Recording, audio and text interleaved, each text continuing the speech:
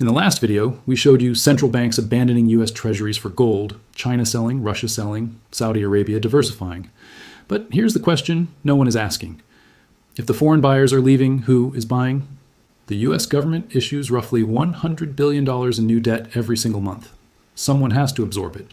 And when you look at the plumbing, you find 24 banks trapped in a system they cannot escape. They are forced to buy everything, and their balance sheets are breaking.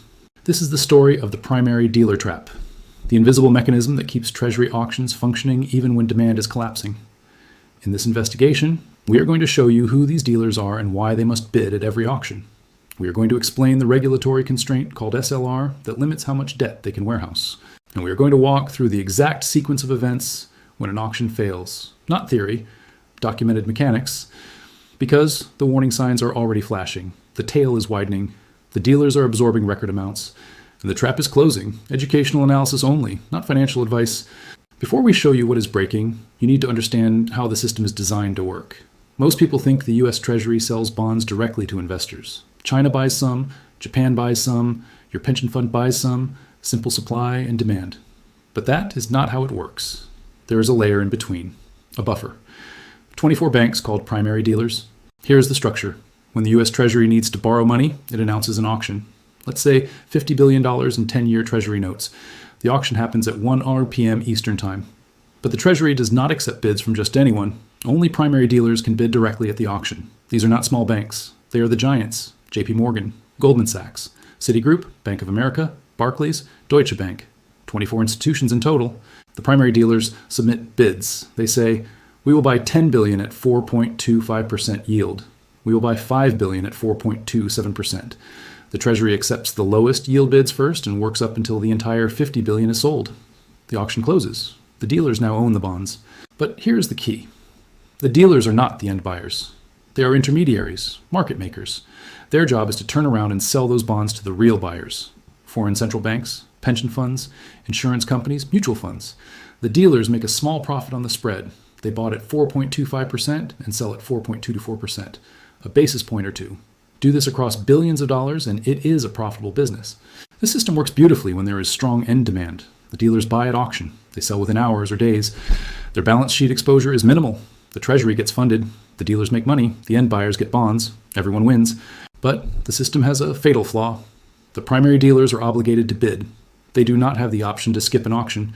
This is part of their agreement with the Federal Reserve and the Treasury.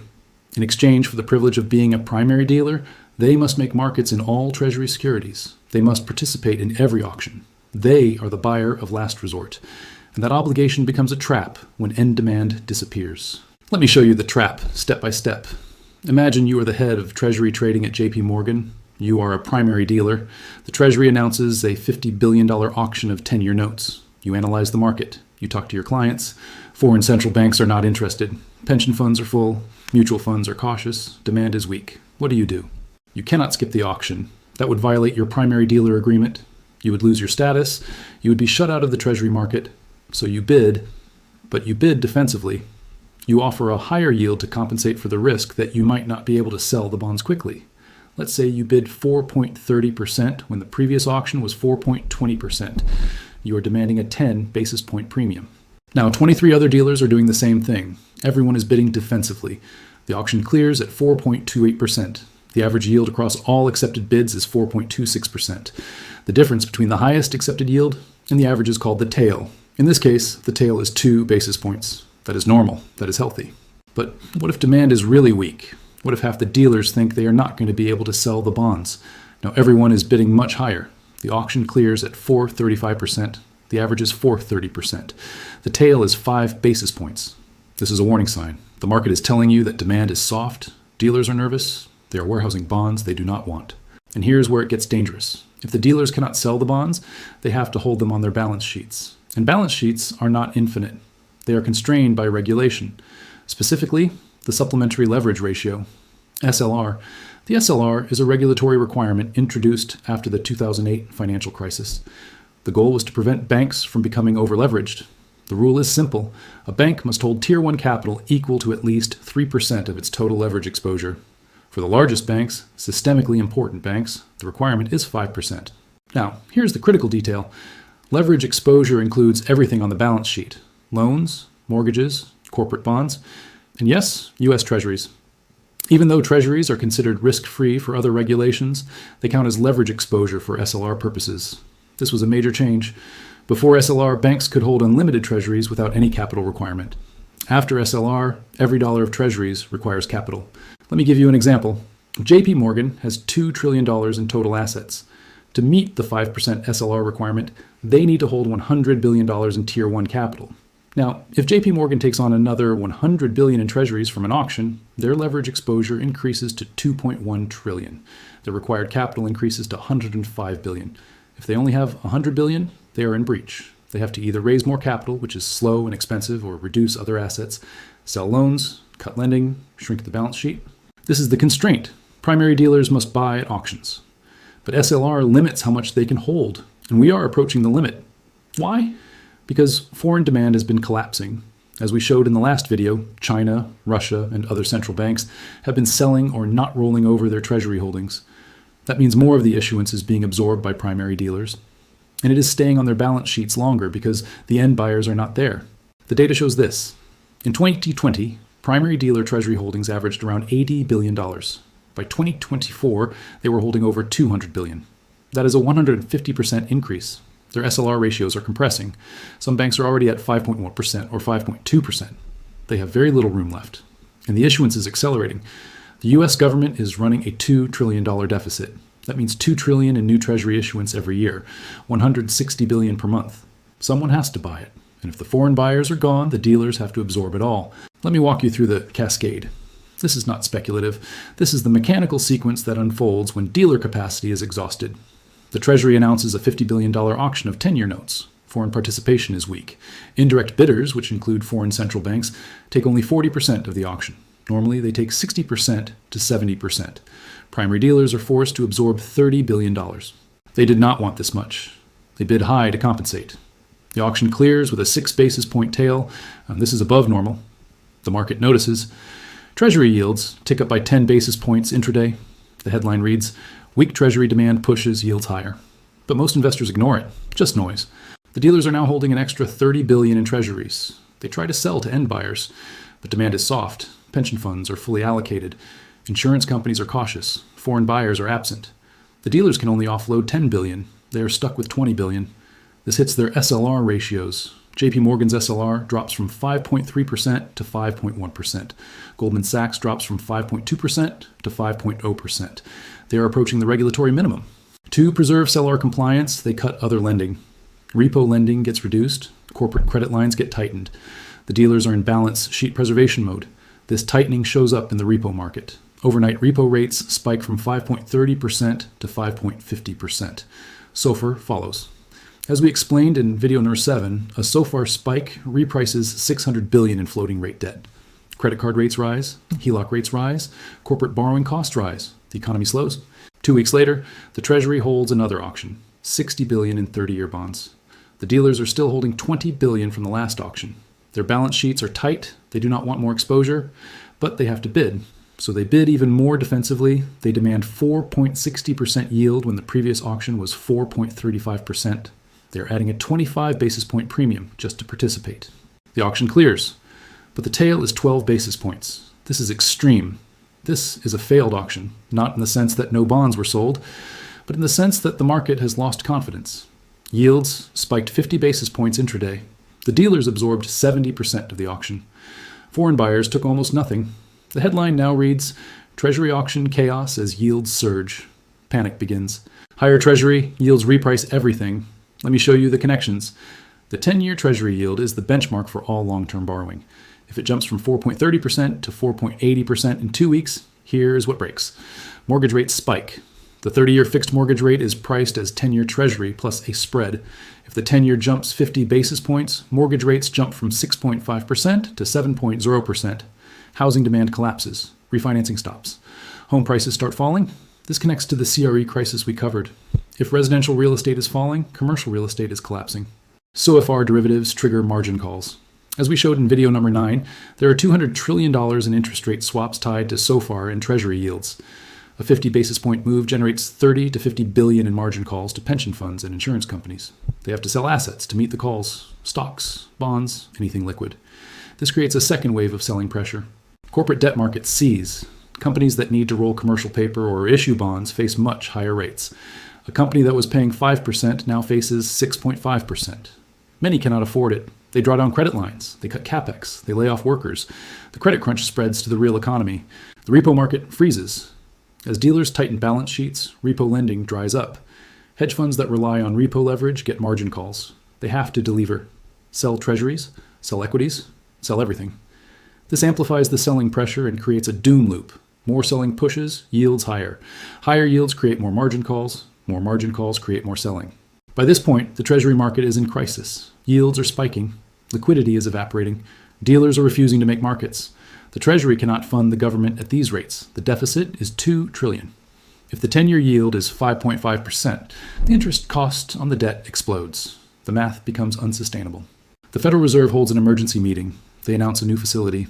To support the orderly functioning of the Treasury market, the Federal Reserve will purchase up to $500 billion in Treasury securities. This is QE. The Fed is stepping in as the buyer of last resort. They are printing money to buy the bonds that no one else will buy. This stops the immediate panic. Yields stabilize. Dealers can offload their inventory to the Fed. The auction mechanism is rescued. But the cost is inflation. The Fed just printed $500 billion. The money supply expands. The dollar weakens. Commodities spike. The inflation that was starting to cool reignites, and the cycle begins again. But here is the deeper problem. The Fed intervention is a band-aid. It does not solve the structural issue. The U.S. is still running a $2 trillion deficit. The debt is still growing. Foreign buyers are still absent. The primary dealers are still constrained by SLR. The next time an auction is weak, the Fed will have to intervene again and again. The Fed becomes the permanent buyer. This is debt monetization. It is the end of fiscal discipline. And it is the path to currency debasement. Let me translate the auction failure into personal impact. Because when Treasury yields spike and the Fed is forced to intervene, the consequences show up in your financial life immediately. Your mortgage rate resets higher. If you have an adjustable rate mortgage, your rate is tied to Treasury yields or SOFR. When the 10-year Treasury jumps 50 basis points in 2 weeks, your mortgage rate jumps with it. Your monthly payment on a $300,000 loan increases by $150. If you were planning to refinance, that option just disappeared. You are locked in at a higher rate. Your 401k crashes. The bond portion of your retirement account is getting destroyed. When Treasury yields rise, bond prices fall. A 10-year Treasury bond loses about 8% of its value for every 1% increase in yield. If yields spike from 4.3% to 5.3%, bond funds are down 8%. Your balanced portfolio, which was supposed to be safe, is losing money in both stocks and bonds simultaneously. There is no diversification benefit. Everything is falling together. Your savings account yield does not keep up. Yes, yields are rising, but your bank is slow to pass through the increase. Treasury yields jumped 50 basis points. Your savings account yield increased by 10 basis points. The spread just widened in the bank's favor. Meanwhile, inflation is accelerating from the Fed money printing. Your real return is negative and getting worse. Your employer cuts costs. Corporate borrowing costs just spiked.